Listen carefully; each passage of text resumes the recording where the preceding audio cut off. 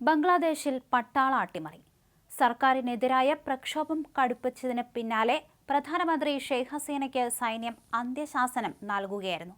പിന്നാലെ ഭരണം ഏറ്റെടുത്ത ബംഗ്ലാദേശ് സൈനിക മേധാവി സഖാ ഉസ് സമാൻ ഇടക്കാല സർക്കാരുണ്ടാക്കുമെന്ന് പ്രഖ്യാപിക്കുകയായിരുന്നു. സമരത്തിന് നേതൃത്വം നൽകുന്ന വിദ്യാർത്ഥികളുമായി ചർച്ച നടത്തുമെന്ന് അദ്ദേഹം വ്യക്തമാക്കി.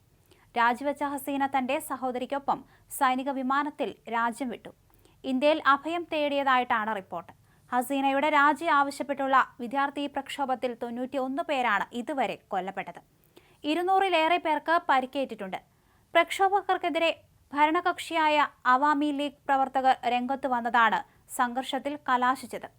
ബംഗ്ലാദേശ് പ്രധാനമന്ത്രി സ്ഥാനത്തു നിന്ന് രാജിവെച്ച ഷെയ്ഖ് ഹസീന എങ്ങോട്ടേക്കാണ് പോയി എന്നതിൽ വ്യക്തതയില്ല. എന്തായാലും ഇടക്കാല സർക്കാർ രൂപീകരിക്കുമെന്ന് സൈനിക മേധാവി അറിയിച്ചിട്ടുണ്ട്. പ്രക്ഷോഭം നിർത്തിവയ്ക്കണമെന്നും രാജ്യത്ത് ശാന്തിയും ക്രമസമാധാനവും പുനഃസ്ഥാപിക്കാൻ സഹകരിക്കണമെന്നും അദ്ദേഹം ടെലിവിഷനിൽ രാജ്യത്തെ അഭിസംബോധന ചെയ്യവേ പറഞ്ഞിരുന്നു. കഴിഞ്ഞ ഏതാനും ആഴ്ചകളായി രാജ്യത്ത് നടത്തുന്ന കൊലപാതകങ്ങൾ അന്വേഷിക്കുന്നുവെന്ന് അദ്ദേഹം ഉറപ്പു നൽകി.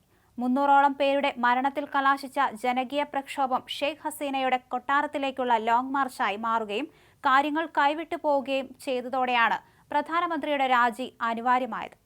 തന്റെ സഹോദരിക്കൊപ്പം സൈനിക ഹെലികോപ്റ്ററിൽ രാജ്യം വിട്ട ഹസീന ബംഗാളിലേക്ക് പോയതായി പ്രാദേശിക മാധ്യമങ്ങൾ റിപ്പോർട്ട് ചെയ്തപ്പോൾ ത്രിപുരയിലെ അഗർത്തലയിൽ എത്തിയതായി BCC ബംഗ്ല റിപ്പോർട്ട് ചെയ്തു. രാജ്യവ്യാപകമായി പ്രഖ്യാപിച്ച കർഫ്യൂ ലംഘിച്ചുകൊണ്ടാണ് പ്രക്ഷോഭകർ ഹസീനയുടെ കൊട്ടാരത്തിലേക്ക് മാർച്ച് നടത്തിയത്.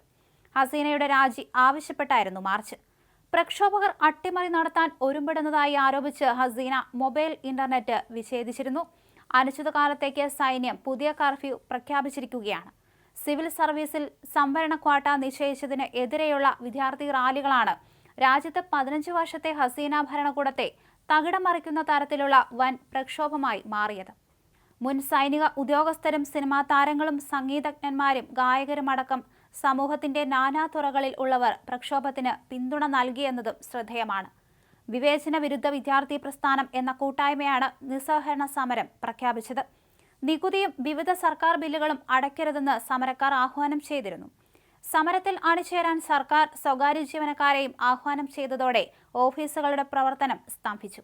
പ്രധാനമന്ത്രി ഷെയ്ഖ് ഹസീന ശനിയാഴ്ച ചർച്ചയ്ക്ക് വിളിച്ചെങ്കിലും പ്രക്ഷോഭകർ തയ്യാറായില്ല. ഇതിനു പിന്നാലെയാണ് വിദ്യാർത്ഥികളല്ല ഭീകരപ്രവർത്തകരാണ് പ്രക്ഷോഭത്തിന് പിന്നിലെന്നും ഉരുക്കുമുഷ്ടി ഉപയോഗിച്ച് അടിച്ചമർത്തുമെന്നും ഹസീന പ്രഖ്യാപിച്ചത്. രാജ്യത്തെ ശിഥിലമാക്കാൻ ശ്രമിക്കുന്ന ഭീകരരെ അടിച്ചമർത്താൻ ജനങ്ങളോട് ഹസീന ആവശ്യപ്പെട്ടതിനു പിന്നാലെയാണ് അവാമി ലീഗ് പാർട്ടി പ്രവർത്തകർ രംഗത്തിറങ്ങിയത്.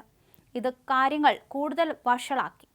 1971-ൽ ബംഗ്ലാദേശിനെ പാകിസ്ഥാനിൽ നിന്ന് സ്വതന്ത്രമാക്കിയ വിമോചന യുദ്ധത്തിൽ പങ്കെടുത്ത സ്വാതന്ത്ര്യ സമര സേനാനികളുടെ മക്കൾക്കും കൊച്ചുമക്കൾക്കും ഉൾപ്പെടെ രാജ്യത്തെ ഉന്നത സർക്കാർ ജോലികളിൽ സംവരണം നൽകുന്നതിനെതിരെയാണ് ബംഗ്ലാദേശിൽ പ്രക്ഷോഭം ആരംഭിച്ചത്. ഇത് പിന്നീട് സർക്കാരിനെതിരായ പ്രക്ഷോഭമായി മാറി. ഏറ്റവും ഒടുവിൽ ബംഗ്ലാദേശ് സ്ഥാപകനും ഷെയ്ഖ് ഹസീനയുടെ പിതാവുമായ മുജീബുർ റഹ്മാന്റെ പ്രതിമ പ്രക്ഷോഭകാരികൾ വികൃതമാക്കിയതായും റിപ്പോർട്ടുണ്ട്.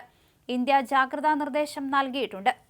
ബംഗ്ലാദേശിലേക്ക് യാത്ര ചെയ്യുന്നത് ഒഴിവാക്കാനും നിലവിൽ അവിടെയുള്ളവർ പുറത്തിറങ്ങാതെ സ്വയരക്ഷ നോക്കണമെന്നും ധാക്കയിലെ ഹൈക്കമ്മീഷനുമായി ബന്ധപ്പെടണമെന്നും വിദേശകാര്യ മന്ത്രാലയം നിർദ്ദേശിച്ചു.